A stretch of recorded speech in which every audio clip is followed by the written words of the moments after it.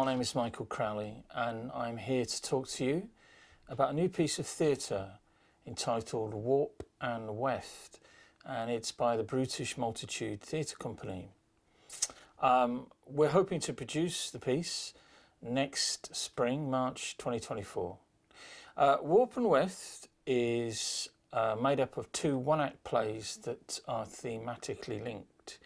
Warp and Weft, as I'm sure many of you know, is an expression from the textile industry, specifically weaving. The first one-act play is called Waiting for Wesley, which is set in the Calder Valley in 1842 during a nationwide general strike against a 25% wage cut.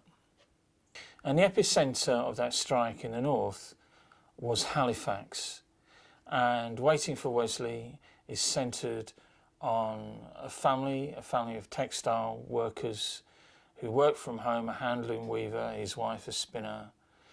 And we have a Chartist in the husband Nathaniel and a Methodist in his wife Sarah.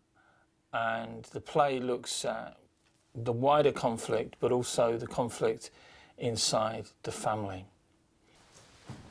100 years, 1,000 years, we're marching on the road. The going isn't easy yet, we've got a heavy load. We've got a heavy load. The way is blind with blood and sweat, and death sings in our ears. But time is marching on our side. We will defeat the years. We will defeat the years. The second one-act play of Warp and Weft is called The House That Ethel Built. This play is about the life and work of Ethel Connie Holdsworth. Now, Ethel Connie Holdsworth was a weaver in a weaving shed in the Lancashire textile industry in the early 20th century, starting work in a mill at the age, I think, 11.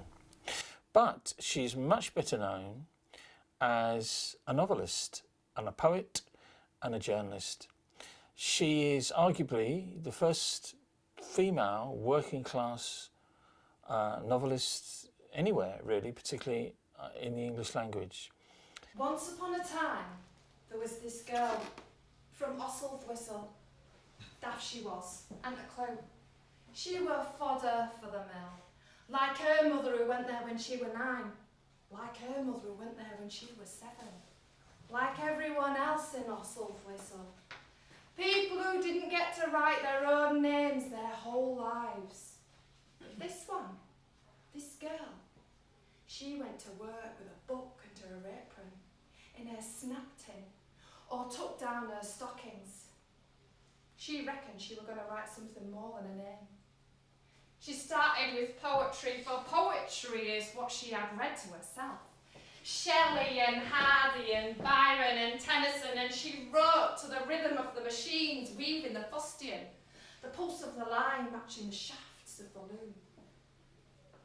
She wrote when she should have been minding her threads, and when they broke, the overlooker would grab her by the ear and tell her, "You have to decide what you want to do, lad. Read or weave."